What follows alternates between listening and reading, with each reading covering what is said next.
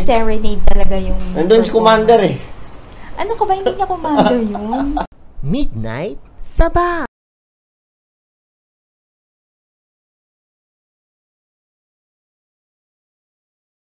Welcome po sa another episode ng Midnight Sabaw. At tonight, issue! What's the issue? Bini Pilipinas 2017. Yeah, congratulations to the winners and to Miss Universe Philippines, Rachel Peters. Yes. At yung anak ni Yun, ha? anak ni Christopher De Leon. Ganda. Yeah, Miss International. Kaya hindi yung pag-uusapan natin. Pag-uusapan natin si Daniel Padilla. At ang daming comments ng Facebook. Oh, yeah. I don't know why. Okay, panoorin natin. Maraming bashers, ano? Oh, magre-react tayo kung ano ba talaga. Try to remember the glow you've seen before in a little girl's eyes the first time she wore her lovely Hindi new bagay yung dress. bangs, ano? Trust me, it's the same look you'll get tonight from our binibinis romancing the ramp in gowns beautifully and lovingly made for them in this year's long gown competition. So, Ano ba yun? everyone here at the Big Ang Dome labo niya and magbasa. all of our viewers as well, take a deep breath now and watch each of our binibinis hit their first stride and work it and slay it on stage in the BBP 2017 Long Gown Competition. Together with the King of Sa Hearts, bangs niya. Daniel Padilla.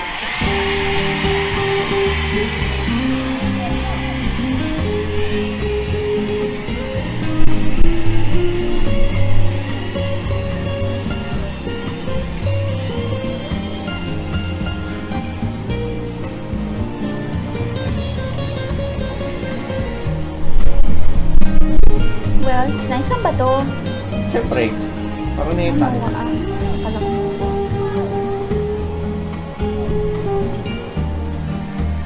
Oo nga, Araneta.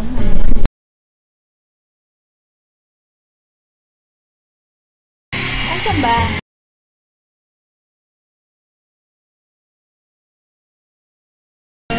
Yun kasi, nakaglase.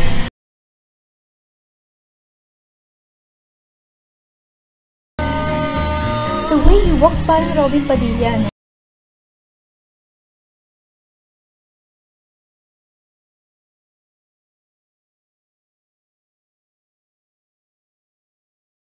The girlfriend is Yes.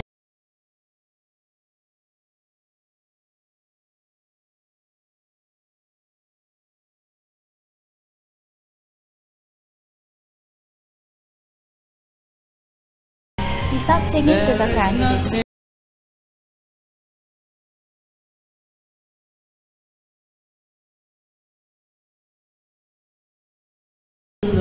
Ayan na, tinignan.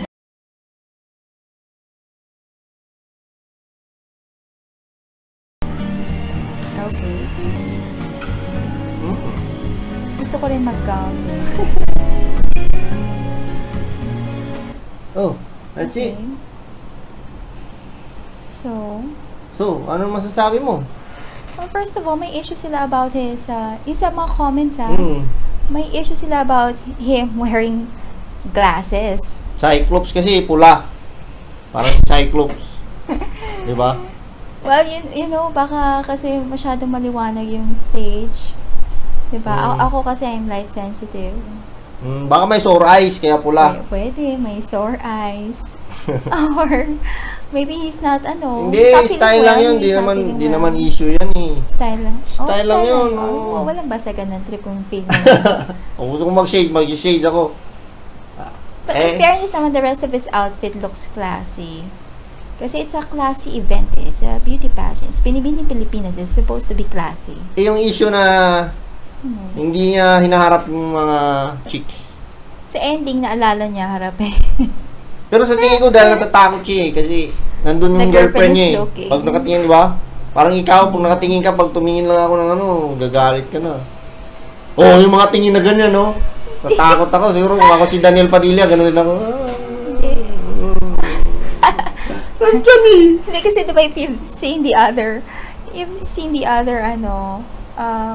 yung mga previous na pageants, nagkaano talaga, Oo nga, nagsiserenade talaga yung Nandun si Commander eh. Ano ka ba? Hindi niya commander yun. Ano pa ba? Ano pa bang issue nila? Siguro na-distract lang siya kasi ang daming screaming fans, so he wanted to. Yun. Nagustuhan naman ng mga tao. Ang daming tumili eh. Yun nga. So, he was singing to them too. Yeah, pero naalala niya lang mag-serenade nung towards the end. Mukha naman okay. Wala naman problema. Well, issue rin nila kasi na bakit siya. And yung issue nila, bakit siya? I mean, ang daming singers. Bakit siya yung kinuha? Siya yung heartthrob ngayon eh. Di ba? Sino pa bang ibang heartthrob dyan? Wala naman eh. Yung iba, hindi masyadong kasing... yung isa, yung rival niya. Si James Reid. Si James Reid. So, kumakanta ba yun? Oo naman. Ko alam. Kumakanta yun. But, yun nga, like, yung issue nila is that naka-lip-sync, no? Nag-pre-recorded song. Kasi sa mga events na ganyan, they don't want to make mistakes, eh. They don't want to risk mistakes. So, kahit yung mga totoo namang professional singers, naka-pre-record yung sa mga ganyang event. Pero sa akin, dapat Minsan sinabay na na lang yung nila. live Mas maganda yun, no? Sinabay na Si Daniel Padilla at si James Reid. Bakit? Para dalawa yung nagsiserenade, di ba? Mas malakas yung appeal. No? Alam mo, last year, marami di ba? Parang gano'n, mag-partners kayo to, Tapos parang hindi rin mailang kahit nandun yung mga... Viva yung isa, hindi naman ABS yung isa eh. Hindi, naman yan sila eh. Hindi, pag mga international event na ganyan, or maybe they're too big to share a stage. They're too big of a star to share a stage. Well, anyway, I don't see the issue. It wasn't magnificent na performance, but wasn't very spectacular, but yeah, he didn't bomb. It was fun. He People delivered the lines. People did up. The people liked it. Medyo masyado lang siyang yung usual niyang lax. Hindi, ganun talaga. Dapat pakul ka eh. Paku. Oo nga, nagpaku. So, yan po. In conclusion, May mediocre. conclusion ka talaga. It wasn't so bad, but ewan ko, yung mga issues, yung mga walang basagan ng trip. Oo nga, walang basagan ng trip. Pag titili ako. Meron na talaga taong mahilig lang mang-bash. Haters. Okay, at dyan po, nagtatapos ang aming Midnight Sabaw. Daniel Padilla, Binibining Pilipinas issue. Not really much of an issue. Not an issue. Signing off.